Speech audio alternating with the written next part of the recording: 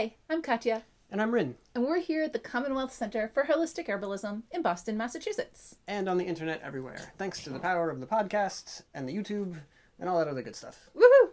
Yeah. All right.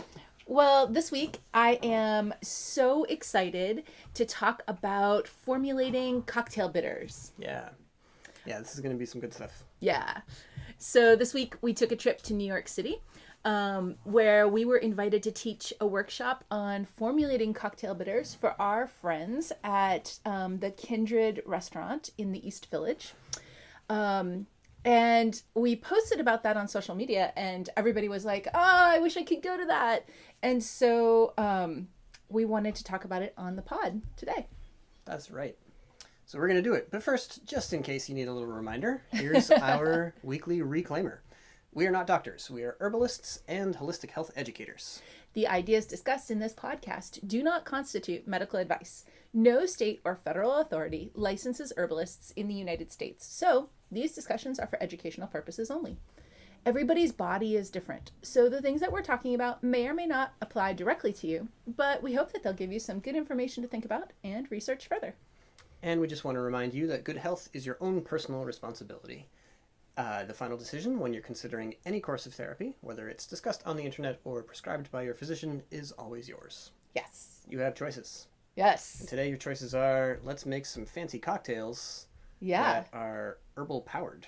Hey, you can also make fancy mocktails. So just to demonstrate, I have here a giant glass. Well, it's actually a mason jar because I'm an herbalist and I don't, who needs glasses? We've got mason jars. A mason jar of watermelon kombucha, fizzy water, and this amazing bitters blend from our friend Rebecca Altman that has Devil's Club, Rose, Hawthorn, White Fir, and Vanilla. And it's super good, and it goes super good with watermelon. So you can put, just because they're called cocktail bitters, you can actually put them in anything. Sometimes you even just put them straight in water. I do, yeah. Especially like if I have some fizzy water, then I will take lots of herbal stuff and squirt it right in there, and that's pretty tasty. I like it. Yeah. All right. Well, so we're going to talk about cocktail bitters and specifically about how to formulate them. So if you've never made cocktail bitters before, there are step-by-step instructions and also up-close videos in the herbal medicine making course in our online program. And you can find that at commonwealthherbs.com. And that will go through all of the steps. And just in case you haven't done it before, it's good to know as we start out here that cocktail bitters typically have 3 parts. So they're going to have a tincture part, a decoction part, and a sweetener part. Yeah, the process itself is actually really simple. So you're basically just going to make a tincture with your ingredients. And, well, first you got to choose your ingredients, but that's what this we're going to talk about. That's what this episode is all about. But so once you've got that, then you put them in a jar, you make a tincture, you pour on some alcohol, let it steep for a while, and then you're going to, once that's done, you're going to strain that out, and you're going to take what we call the marc, or the leftover herb material. And we're going to take that, separate it, and we're going to put some water together with it, and then cook it up for a little while in a little pot on the stove. And then we're going to take that liquid, combine it with that tincture we made in the first round, and then we just add a little bit of a sweetener. Super condensed version of the bitters making process. Yes, although the sweetener is optional. It is, actually. You might taste the blend that you come up with and be like, oh, this doesn't even need a sweetener. But traditionally, there would be some sweetened part that goes along with it. For sure. All right. So we also have on that online program a whole course about formulation. But formulating bitters has a little bit of a special set of considerations for it. And so we wanted to talk about that specifically. Yeah. Well, so, here's a thing to start with is why are people even bothering to put bitter herbal stuff into their cocktails? Well, it's unique. It's a little bit different. They're delicious. You can use the whole tongue. I don't know. Okay, first of all, it's not actually true that you have different areas on your tongue for tasting different flavors. All of your taste buds are multitaskers or multi-talented. plenipotentiary. Multi-tasters. Yeah, there you go. Right. But when you taste something that's complex, then it comes in like layers, right? You're like, oh, sweet, oh, sour, oh, there's a bitter under there. What's going on? And that can be, interesting. And with cocktail culture, a lot of it is like, how can we take surprising flavors and put them together? How can we take something that's new or that you haven't experienced before? That's a lot of the draw. Yeah, and like make an interesting experience out of it. You know, it's not just like the same old thing every day. Yeah. But we could even go back before cocktail culture arose and then was squashed by prohibition and then arose again from the ashes. Yes. And we could note that people have been working with bitter plants before there were humans, before there were modern, Homo sapiens around. And then in between, before there were humans and cocktail culture and prohibition, there was also... A few things occurred, Right. There was also like an era of bitter alcoholic beverages that served a similar function. They often were before a meal or immediately after a meal. I'm thinking of like Amaro and all kinds of different, like absinthe falls into this category. And absinthe is not one thing. It's a whole range of things. And then there's like a range of things to which Jägermeister belongs. Mm-hmm. And... yeah, digestive or digestif, like these kind of things. Or aperitif, or take it before or after the meal. It's usually bitter, oftentimes some pungency or some aromaticity or whatever other flavors going on, but with that intention that this is to help you digest. Yeah, to digest, and also because so many of the traditional ones also had aromatic herbs in them as well. Whether or not it was intended in the formula to be this way, that does also have a respiratory supportive action as well. Yeah. And in many cases, a circulatory health supportive action as well. Sure. Even if they were intentionally formulating to stimulate digestive function, it's not like it's not like the herbs are saying like, oh, well, you only want me for my digestive goodness, so I'm just not going to do any of that other stuff that I know how to do. Right. Yeah. Yeah, that's so. Cool. Yeah, so bitter things are good for humans, and this is a great way to enjoy them. Yes. So, yeah. Well, so I guess the first thing to decide is formulating for bitters. It's sort of a chicken and the egg kind of process. I was going to say a cyclic process, and that's true. But it's like, first you have to decide what herbs you want to work with, and then you have to decide what herbs you want to work with, right? Like there's sort of a round thing there. Yeah. There's some like parallel processing that happens occasionally. Yeah. When you realize that this herb is fitting all of the needs you have. Yeah. Right? Yeah. All right. So the first set of choices that you have are you going to blend purely based on flavor? Or are you going to blend with a specific medicinal action in mind? Now, whichever one of those you choose, you're still doing the other one, right? Yeah. If you're blending only on flavor, it's still going to ultimately end up with a medicinal action. And if you're blending only with the medicinal action in mind, this is not a medicinal tincture and you don't care how it tastes. This is a cocktail bitter. It's meant to be delightful. So ultimately, you're still going to care how it tastes. You're still going to be blending for flavor. Yeah. So they're like intertwined. Yeah. But they're like you can kind of choose one of those as your starting point. Yeah. Okay. Well, so maybe you start with thinking about medicinal action, right? And maybe you say, all right, I want something that's going to help this person relax and put the day behind them after work. And if that's true, then you're going to probably choose a few herbs that can help you to do that. They might be bitter, and bonus if they are, but as far as we're at right now, they don't necessarily have to be. Yeah. Yeah, I'm thinking about one example, and this was a blend that we did with the Kindred folks. It was based on chamomile and blue vervain. So chamomile is relaxing both to the nervous system, but also to like tense muscles.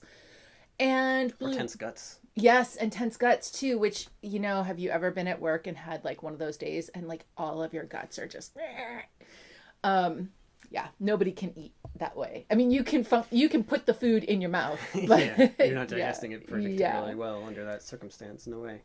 Yeah, and then blue vervain is really fantastic for this kind of thing in particular to help you to let go of things that you're like holding on really tightly and just trying to control it so I can feel comfortable. Which does not make you comfortable. Yeah, no. Right. So blue vervain helps you to let that go, step back a little bit. Yeah. Mm-hmm. So another option we could go with, and these will be nice because they will diverge in how we handle them. Another option we could consider would be like wood betony and skullcap, where wood betony is helping you to get centered in your body and is really helpful if you have been in the computer all day long, like just doing a lot of really abstract thinky work all day long, and now you're done with that, but you're really still stuck up there. Wood betony can just help resolve those issues. And then skullcap is lovely to help you get rid of the hamster wheel. Like it's funny that like people would make that symbol of the spinning by their head Right. Like it used to be to mean that you're crazy, but it's also just like a hamster wheel, and it's like, oh, when the hamster wheel is spinning too much, maybe you are a little crazy, like yeah, you're feeling not entirely the way you'd like to be. yeah. So skullcap, it does help you to step off of the hamster wheel, right? Yeah. To put down the circular thoughts, right? Just to let that step go. away from the There you go. Yeah.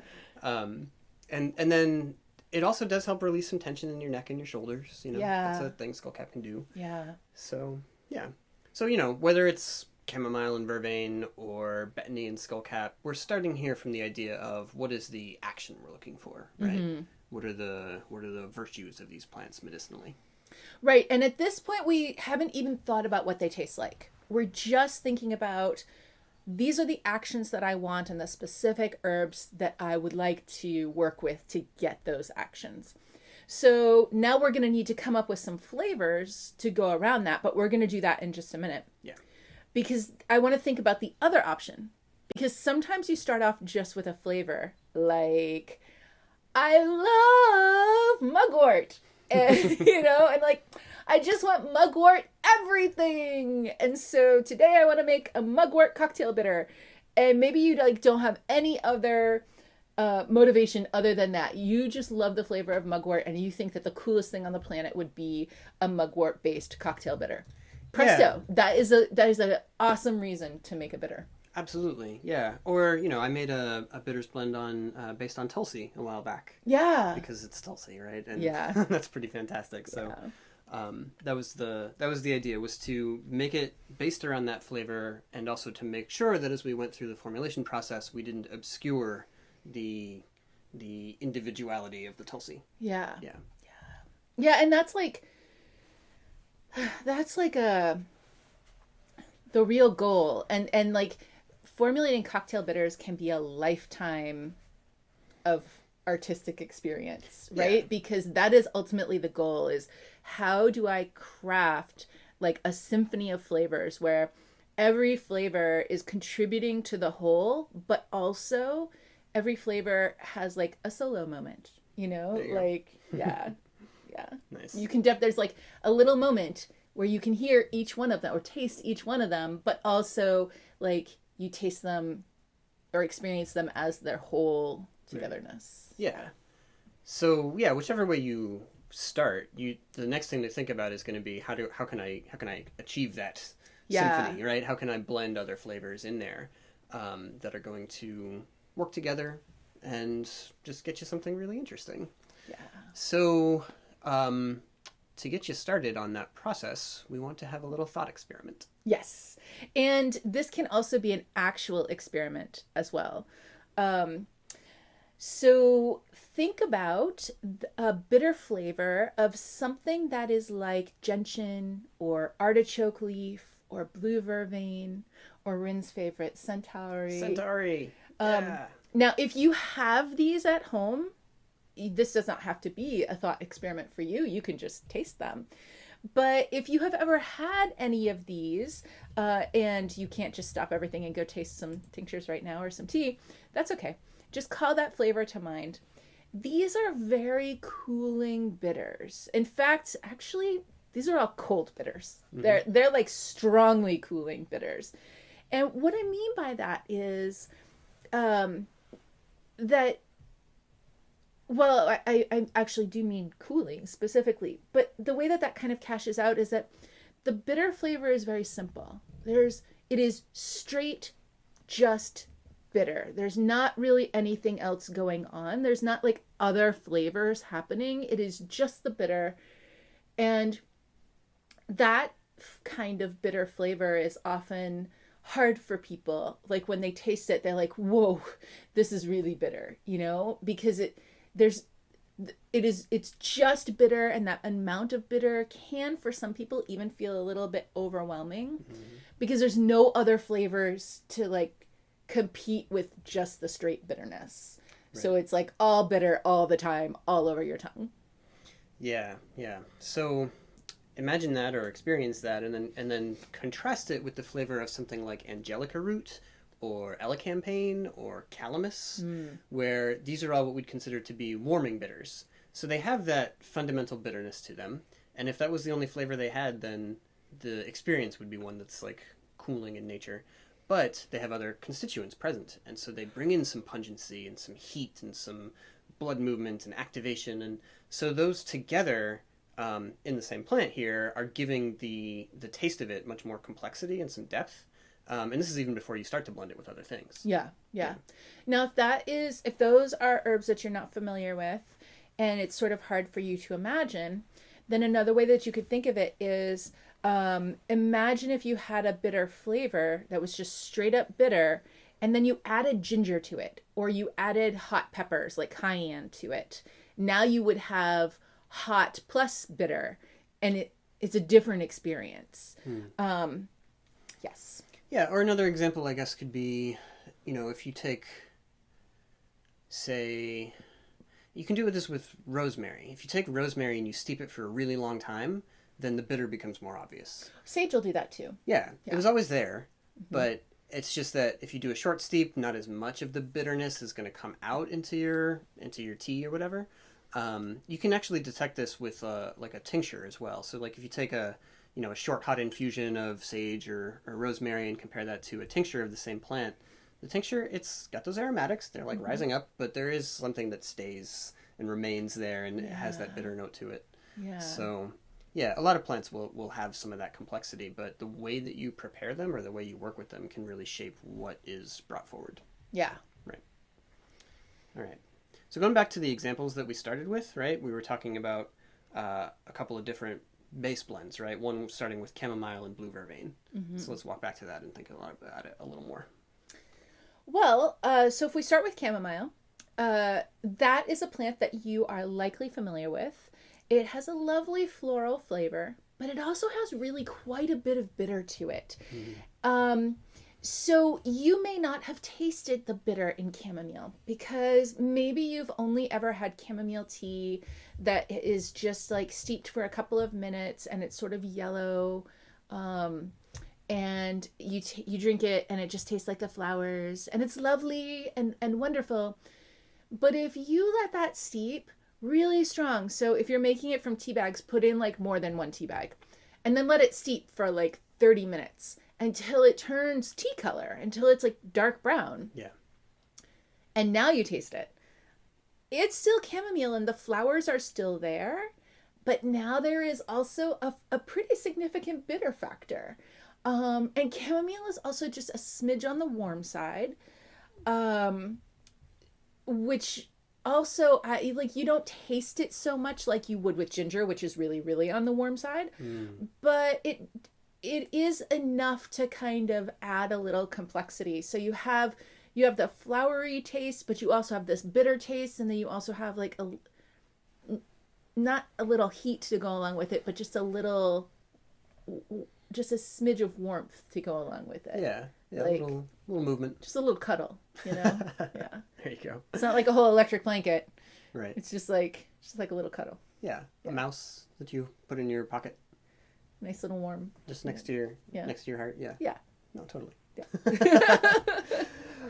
Blue vervain, on the other hand, is one of the simple bitters. It's really bitter. And that's worth knowing because that also is going to play into your proportions. Yeah. Right? You don't need a lot of blue vervain to get that bitterness into your into your formula. Yeah. And, you know, it just popped into my head. I think we're going to talk about this in a minute also, but it's important, so I want to say it twice. That a little goes a long way, and you might start to make your bitter, and then you might have accidentally put in too much. And then you might be like, it's ruined. It's not ruined. It's totally not ruined. You just need to add more. Like, add more chamomile, add a little more alcohol, add a little extra water, add a little whatever. Like, this is a place for a lot of experimentation, and if you get something and you don't love it, then cut it with something else. Right. Or put in some kind of stronger flavor, which we're going to talk about also. And I guess I'm kind of jumping ahead a little bit, but I really want to get across that experimentation is okay and super, super good. And since already there was kind of a little opening to say that, I figured I should just get it right in here right now. Yeah. Yeah. All right. So far with chamomile and blue vervain together, we've got the bitter covered, right? We don't necessarily need to add other bittering agents. But we probably do want to get some other flavors in there to make it a little more interesting, a little more layered. Yeah. Yeah. In the blend we did with Kindred, we used dried orange peel. Now, you can use dry orange peel or you can use fresh orange peel, but they are a little bit different. The dried orange peel is going to emphasize a little bit more the bitter flavor that is inherent in the orange peel. And the sour is still going to be there, but it's not going to be as prominent. The bitter will be slightly more prominent. Right. And some bit of an earthy kind of flavor is also in there that I have yet to find a good descriptive word for. Yeah, it's worth saying when we've made these, we've done it with the actual whole orange peel. So not orange zest, where you just use that thing and just scrape off the orange part of the peel, but we are including the cortex or the white part on the inside of the peel as well. For a couple of reasons. Some of them are medicinal in action, because that's where a lot of the more high-powered antioxidants are actually carried in the orange. But also for flavor reasons, because the cortex is also where some bitter flavor comes out of the orange peel itself. So if you've never just bitten directly into an orange straight through, you may not have known that the peel carries that bitterness to it. But yeah, it is present there. So yeah. Now, if you put in fresh orange peel instead, which you totally can do, then you'll get a lot more of the sour aspect and less of the bitter aspect. Even if you're using the same whole peel, just the freshness, it just carries more of the sour into your finished product than the dried does. And in this particular case, I really wanted to go with the dried because I wanted to keep rounding out the bitter flavor, to bring as much complexity to the bitter part itself. And so we had sort of this floral bitter part, and then this really cold bitter part, this like very piercing bitter part over here, and then this other bitter part that is kind of has like an earthy aspect to it. And some aromatics. Yeah, you know. And so that just, like, the more complexity we can get in the part of the flavor that is the bitter, then the more interesting your overall product is. Yeah. Citrus of all kinds is kind of your secret weapon when you're formulating your bitters blends. There's a reason that citrus-based cocktail bitters are among the most popular and the most common. And it's because the taste of the citrus, the sourness, the aromatic elements of it, its own contribution to the bitter complex, they really do make those pure bitters much more palatable. And this is an old physiomedicalist technique of getting people to take their medicine, is to put some citrus in there. Yeah, exactly. Yeah. And it can be any kind of citrus, right? So we've worked with orange. I think at the restaurant we were working with a bunch of lemon peels were in there this time. One had orange, one had lemon. Another one that we did, which was a mugwort and like other things blend, but that one had hawthorn in it to get that sourness. Right. Yeah. So that's not a citrus, but it's a sour herb. Yeah. So feel free to experiment with other sour herbs too, right? Think about hibiscus, rose hips. Yeah. Yeah. Cool. Okay. Oh, ginger. Right. That was the other thing that we added to this blend was some ginger, just to heat it up a little bit. And what we did was we actually made 2 separate jars. So one jar had sliced up fresh ginger right in the tincture part, the alcohol part that we were setting up. So the chamomile, the blue vervain, the dried orange peels, and then the sliced fresh ginger went right into it. The other one did not have any fresh ginger in it, and instead we infused a bunch of fresh ginger into honey. And so they're both gonna get some honey added to as their sweet part, but and both of them will get the ginger infused honey. But what's gonna happen is that the one that has some fresh ginger in it is gonna really have a lot more heat to it, because the alcohol is gonna pull out a lot of those heating constituents in the ginger and pull them out very strongly. So that one is going to be a much more fiery bitter. Whereas the one that does not have the ginger right there in the tincture part and is only going to get that added through the sweet part is going to be like, ooh, and a bit of ginger on the side, you know? And both of those can be good. It really just depends on what you are looking for in a flavor and what your end result is going to be too. Because sometimes you really want like, oh boy, that's some gingery goodness right there, you know? And sometimes you don't want that much. Sometimes you just want, ooh, and a hint of ginger. That's right. Those are the technical measurements. No, yeah, I mean, ask anybody. So you should be getting the sense by now that when you're making your own formulas here, you're going to need to experiment. We had written to ourselves, you're going to need to experiment a little, but actually you're going to need to experiment a lot. Yeah. So how to experiment? First of all, start with small batches. Yes. Right? Do not make yourself a gallon of your first ever cocktail bitters blend. No, like use the little jam jars, the little tiny short ones. They're like 4 ounces. Yeah. Because cocktail bitters go a long way anyway. And so if you are experimenting with just like a tiny little jar, then you're not using up all of your resources to make large batches of something that actually in the end didn't turn out the way that you wanted it to. Right. So that's better. And of course, if you do have a batch that doesn't come out the way that you want it to, I mean, it's not wasted. Anything that's bitter is still going to be appropriate as a digestive aid.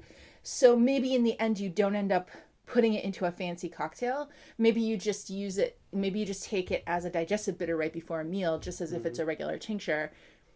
That's fine. So nothing is going to get wasted. But until you're really solid on, oh yes, this is a bitter formula that I have come up with and I love it, don't make a big jar of it. Yeah, right. And you know, how do you know if you love it? Well, you got to taste it on its own, but you're also going to want to taste it in its natural context, right? In its natural habitat. Yeah, right. So maybe you make up a nice little Manhattan or an old fashioned or any other kind of cocktail that you like and that you want to add some of your own homemade bitters to and put them in there and see how it comes out. You know, it may be that it tastes really great on its own, but when you put it into that cocktail, you're like, it's missing something. Yeah. Let's go back and add a little bit, right? Yeah. So definitely try it out that way. But hey, we have another great idea for you in your experiment phase. Long before you get to that point, before you've even made the actual batch of the cocktail bitter itself, take your ingredients in the proportions that you have in mind and make a tea. Yeah. And see how that comes out. Yeah, because water is way cheaper than alcohol. You know? Right? Yeah. And also, even before you start formulating, the way that you're going to get really good at this is that you have to know the flavors. If you're cooking, let's say you're making chili and you're tasting it and you're like, no, it needs more cumin. Or you're tasting it and you're like, we need more cayenne in this. Like, it's just not hot enough yet. That sort of gut knowledge, or I guess it's tongue knowledge, but that knowledge comes from a deep familiarity with the flavors that you're working with and what the result is that you're trying to get. And in order to build that kind of a familiarity with the herbal flavors, it's super important to taste them all by themselves. So the cheapest way to do that is to get a little bit of the herb you're thinking about working with and make some tea with it and drink it. And don't sweeten it. Don't put anything else in it. And I was even talking to the staff at Kindred and saying, like, you guys should get a notebook and just keep it at the bar, because the whole team is working on this together. And so every time that you get together and you taste different herbs, keep some notes about it. And that's a way that everybody can share the information too. Yeah, in part because things are going to taste differently to different people. And I don't just mean good or bad, but like, it's okay. So start with an extreme example: cilantro, right? Yes. Cilantro to some people tastes great, and they just want to have that in all their tacos. And other people are like, "Please don't ever put that near me. I don't want to smell it. I don't want to think about it." Right? It tastes like soap, they say, or whatever. Yeah, yeah. And so with that one, like people have studied it a bunch and identified some genetic variants that give you the soapy cilantro flavor and whatever.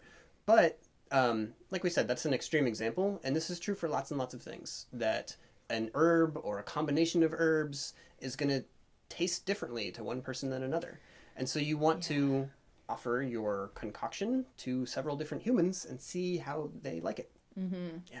You guys might remember, I don't love nettles. And most herbalists are like, what are you talking about? You don't like nettles? No, I don't. Yeah, everybody's different. Yeah, for sure. Every body is different. That's the one, yeah. You got to get that emphasis on the right syllable. Yes. All right. So anyway, making a tea with the herbs that you want to work with, it's just a really like cost-effective way to do a little bit of experimentation before you start like investing in some alcohol and stuff like that. Yeah. Okay, so let's come back to that other idea we had based on the betony and the skullcap. So, both of these, like, yes, all right, they have some bitterness to them, but it's pretty mild. Especially the betony. Betony's super mild. It's like practically not bitter at all. Right. And skullcap, it has a little more bitterness than that, and it's on the cool side and all that, but it's not like this is my bittering agent. It's not going to do that job. It's much more grassy than like green flavored than bitter. I mean, the bitter's there, but the grass is bigger, I think, in the flavor. Yeah. So, for this to work, we're going to need to find a bittering agent and put that in there. And we have lots of options. Like you were saying, the kind of classic ones are going to involve things like gentian or centauries in that same family. A lot of people will work with cinchona bark. There are a number of, quassia. Yeah. Actually, for this one, the one I was thinking about was centaury, which might surprise you, because No, it delights me. because I'm not usually a huge fan of centaury, just because it, all by itself, it's really intense. It's one of those super cold bitters and one of those really intense bitters, but I do think it could be lovely here. And honestly, even though we had blue vervain in the previous example, I think just a smidge of blue vervain wouldn't be bad in this either. You're thinking about the medicinal activity of it all pointing in the same direction. I am, yeah. I'm just thinking like the flavor profile between centaury and vervain, they're not the same, but they're similar. And so you'll get like a little bit of a broader spectrum of the bitter flavor if you include both of them. But I think that just a smidge of vervain could be lovely, since with this one we were really trying to go with that kind of an action. Yeah. Okay.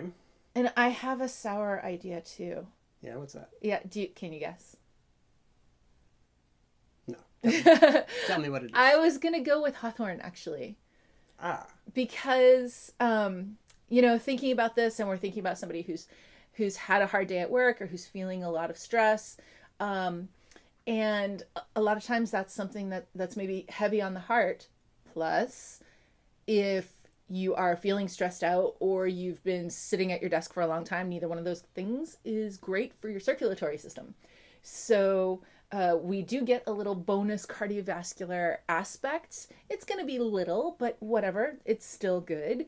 And it can contribute that sour action with a little bit of a nudge in that direction of like, oh, and I'll just hold your heart here for you too, Yeah, that's pretty lovely.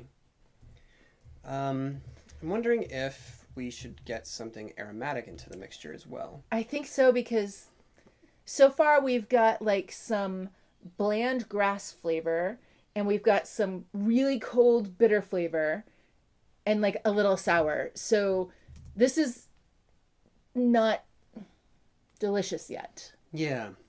Well, I've been wondering if... Nope, I'm going to save that for the next one. You know what actually would work here would be Tulsi. Yeah. Oh! Especially, oh my goodness, you're so right. If you get some lovely Tulsi into there. I love this idea. See, this one we didn't write out ahead of time. I was like, ooh, let's brainstorm it together so that I can be excited with the fun things you come up with. And I love Tulsi here. Let's put a big part of Tulsi so that we really get a lot of that aromatic action. But it's perfect because now we also have the work of Tulsi, which is to like, now that we've relaxed you out of your head, we want to then lift you up, but lift you up in your happy, good emotion side, as opposed to like it's like one of those sound mixing boards where you bring some levels down and bring some levels up to make it sound just right. It's like that. It's like we're bringing some levels down, those stress levels, but we're bringing some other levels up, those happy, like feeling good, mood boosting levels to get everything just right. Yeah. I love this idea. Yeah, I think that'll work.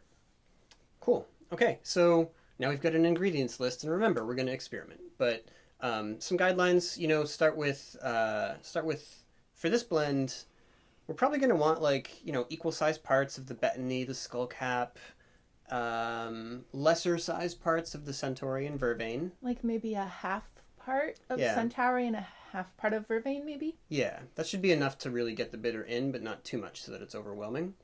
And then probably double sized parts of the hawthorn and tulsi. I think so too. Yeah. Right. Oh, I'm excited. I want to make that right as soon as we're done. Yeah, we should try it. Yeah. All right, cool. Well, let's also try one more example extemporaneously based around mugwort. Yes. And I think that both of us have been reevaluating our relationship to mugwort since we grew a whole bunch and harvested it fresh and dried it ourselves really carefully to preserve as much of the aromatic elements as possible. Yeah, I had really gotten on board the mugwort train, and then we grew a bunch, and I was like, I need to be a lifelong member of the mugwort train. Yeah. Like Premier Gold, whatever. I can't even tell you. I love mugwort. Yeah. So, let's see. So mugwort, all right, it's going to have those aromatic elements. It has a strong bitterness to it. It's not that intense. No, because it is in itself balanced nicely by its aromatics. Like, the aromatics really stand up to the bitter. Yeah. Already. So, like, you could actually just have mugwort and nothing else, and you would already have a complex. Yeah. But every herb is its own formula already. Like, herbs are so complex. But we want to do something even more interesting. Yeah. So, I think that we can deepen that bitterness with some motherwort. I like that idea. And mugwort and motherwort often come together in my mind, not just because they're warty. But because this combination we've actually found really effective in medicinal contexts pretty frequently. Yeah. Especially around sleep and difficulty sleeping through the night, difficulty settling down and passing into sleep. I'm reminded of that first time you gave me a bottle of mugwort and motherwort, and you were like, let's try this. It was when I was really having a lot of trouble sleeping through the night and waking up a lot. And it was so effective, and I was like, oh my God, where has this been all my life? I just never myself had put those two together. And whatever, it's hard to formulate for yourself sometimes because you're kind of so overwhelmed with how you're feeling and how that's uncomfortable that it's not always easy to think, whereas you're formulating for someone else, you're not feeling their discomfort, so it's a lot easier for you to feel creativity and whatever. It was the perfect blend at the perfect time. It was what I needed. Yes. I like those two together here. Yeah. So my next thought is maybe we should warm it up a little bit too. Yes. Right? Well, it would have been fine on the warm side until we added the motherwort, and that's now going to push it cold. The aromatics can stand up to the bitter of the mugwort, but it can't stand up to the bitter of both of them. Right. Yeah. Yeah. So we could put ginger in there. We could go with cinnamon. There are other options. I'm kind of hooked. I've got a little hook in my brain about anise or star anise right now, but I know that's not one of your favorites.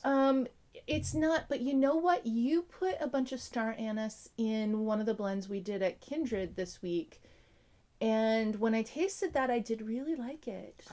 I was really surprised. I was like, I'm not gonna like this one. This was one of the ones that we had made ahead of time to take, to show them, and I was like, oh, I'm not gonna like that one.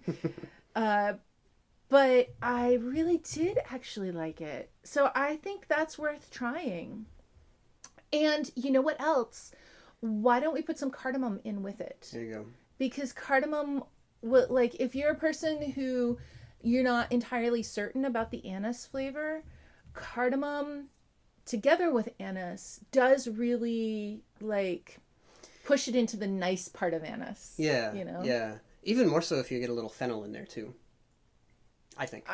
I'd be willing to try fennel in this blend. Mugwort, motherwort, anise, cardamom, fennel. And, like, those three are not going to be as big. Right, yeah. And oftentimes when you're making a bitter mix, then your spices are going to be in there, but not a lot. You know, you'll see recipes where you're going to make, like, 3 cups of finished bitter, and bitter blend, and it's going to have, like, half a teaspoon of, black peppercorns or a fennel seed or anise seed or whatever else in there. So it is often pretty small amounts, right? So again, start small.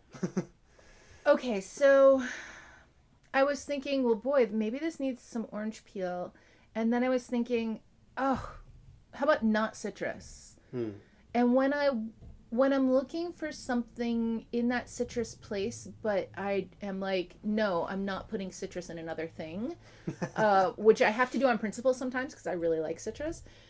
Sometimes I think about pine, actually, because, like, if you've ever let white pine steep for a long time, this isn't true of cedar. It's really pine that does this. If you let white pine steep for a long time, like, just leave it in there until tomorrow and drink it tomorrow. Like, let it steep for like 24 hours. And Covered. Yes, covered. But or in other words, just make a batch, keep it covered, but don't drink the whole thing in the first day. And then tomorrow you're like, oh, I better drink that leftover tea. Okay, that's what we're doing here. When you do that, at least for me, it has a lemony aspect to it. Sure. It is not 100% lemon, but there is like a similarity to citrus in it that really does come through. So I think it would be really interesting to put pine in this. Yeah. And we could, if we wanted to, drive in that lemony direction a little bit with any of our lemon prefixed herbs, like lemon balm, lemon grass, lemon verbena. I know I'm missing some. There is a lemon thyme, but that might be weird. Yeah. Or it might be awesome. We could make that work. Maybe without the anise and the cardamom if we were going to put lemon thyme in there. Yeah, I think that would be the way to go. Yeah. But yeah, I mean, and all of these herbs, they're named in that way because people smelled them and said that smells like lemon. And on that phytochemical level, what's going on is that they all figured out how to make limonene, and they were like, "Hey, this is handy. This is useful for me. I'm going to make a bunch of it." Mm-hmm. And then we came along and said, "Oh, I smell you. I know what you're up to." Yeah, and that's a thing. Like, plants make things just like we make things. Like, we make hair. Like humans make hair. We're like, hey, that would be a handy thing to have on my head so that I don't get cold. And we make hemoglobin to carry iron around and, well, oxygen. Yeah. Yeah. Anyway. We make antibodies. So we're like, oh, that would be a handy thing to fight off whatever. So, like, when we talk about the constituents in plants, it's important to recognize that it's like hair and fingernails and appendices and, like, all these other things. Like, they're making it because it serves a purpose that they need for a job that they need to do. And always to remember that really helps. I was talking about this with one of our students who had a question about quorum sensing inhibitor herbs and why they're more effective than like pharmaceutical quorum sensing inhibitors, because they're like more broad spectrum and whatever. And anyway, that would be a total tangent not to go down at this moment, but it just and we were talking about how the reason is because that those agents, those chemicals, the phytochemicals that are doing that job, that quorum sensing inhibitor job, or that biofilm busting job, are something that the plant makes in order to protect itself from pathogens, just like we make antibodies to protect ourselves from pathogens. And they're like custom created. Mm-hmm. They're not there by accident, like hair is not on our head by accident. It serves a need, which is my head gets cold, Yeah. Right.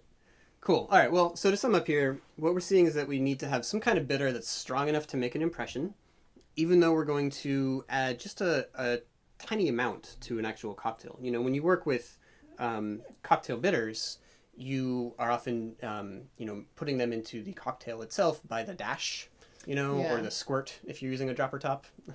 Right. So it has to be enough bitter that one squirt of it in a cocktail will still give you enough of the flavor that you can taste it.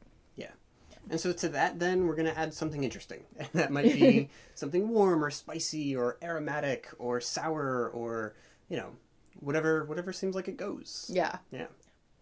And then last, that we are going to think about balancing out the flavors so that they all play nice and they don't compete with each other, so that they don't cover over the flavors of the other herbs. So if you're going to add ginger to your mix, that's fantastic, but you don't want so much ginger that you can't taste the other plants who are in there anymore. You want to finagle the proportions so that you have a really nice balance, but also you can really taste everyone in the mix. Yeah. That's how you do it. And you really only get there by experimenting. Yeah. Like there's no way to say ahead of time, I know exactly what proportions I'm going to use and it's going to be right the first time. Okay, well, ahead of time, you might be able to say, I better not put in too much ginger because that would overwhelm it. But you won't necessarily know if not too much was actually enough, or oops, not too much wasn't not too much enough. So that's where the experimentation comes in. And by the way, that's why the whole thing around cocktail bitters are such a big deal, because not everybody gets it right? Like you have to put in the work of experimenting, and that's why you go and you buy them, and they're fancy and they're also not exactly cheap, because it's a whole process. Yeah. But you can absolutely do this on your own. Just try it. Experiment a little bit. Be willing to fail. Be willing to, turn your failures into successes by, like you were saying, adding this, taking away that. Yeah. You can absolutely do this. Yeah, it's not that the process is complicated. It's that you have to put in the time and the interest, and not everybody does that. Or that's like not everybody. That's just not everybody's thing. They're doing other things. They're doing other things. Right. Right. It's not. Yeah. It's not that it's so complicated that you can't do it. It's just that it's like, okay, it's just going to take me a minute of experimentation, and that has to seem delightful. Yeah. Yeah. I wanted to say one other thing here, which I maybe should have said right from the start, is that if you don't work with alcohol, you can make a shrub instead of a cocktail bitter. And a shrub is all of the same formulation ideas, but in apple cider vinegar instead. And this was super popular during Prohibition in the United States, that instead of cocktails, they would make what was called shrubs. And it was like fizzy water and like herb infused vinegars and maybe some kind of juice or something. Yeah. And, So all of the stuff that we just said could totally be done in vinegar, totally non-alcoholic, and still be really fun and delicious. Delightful. Yeah, exactly. Yeah, for sure. Cool. All right. Well, let's wrap it up with some shout outs. Yes. So this week, we got to lead off with a shout out to Charlotte, Amy, and the whole crew over at Kindred. Yes. If you live in New York City or are going to visit, then you definitely want to visit them. Yes, they're in the East Village. It's not hard to find. I did it. So, so I can tell you it's not hard to find. Yeah. Yeah. All right. And we have a shout out to Hemp To It, who apparently discovered Tulsi thanks to our pod. I feel like we have done some good in the world. Yes. If Yes. we can introduce one person to Tulsi, that's something. And we know this because Hemp To It left us a review on Apple Podcasts about it. Thank you so much. That does help people find us. I know that literally every podcast you listen to says this at some point. Please like and rate and review because it helps other people find it's because it's true. Yeah. It's just true. It's true. So if you do that, then thank you. We really appreciate it. All right. Also to Susan J. Mack on Instagram, who found the pod and then wrote to us to say she loves it. And we're so excited. And that made us feel good. Yes. So thank you for writing. Yeah. And we have another Instagram shout out to Cyclic Beings, who made the cacao, cinnamon, and cayenne infused wine from a couple episodes back. Yes. I hope it was delightful for you. And also a shout out to Vanessa, who is also a harp player and noticed that I was posting on social media about starting to learn to play Irish harp, and said that she got really inspired to go ahead and take the plunge and start taking some lessons as well. And I'm so excited because we're herby harpies together, harpy herbies together. That's probably a very small niche, but if there are any other herby harpists out there, then let me know because maybe we have a whole new special kind of club we could start. There you go. Sounds good. Yeah. All right. Well, that's it for us this week. We'll be back next time with a little more holistic herbalism podcast for you. In the meantime, take care of yourselves, take care of each other, drink some tea. Or have a herbal cocktail bitter infused beverage. There you go. Yeah. And that's it. Bye. Bye-bye.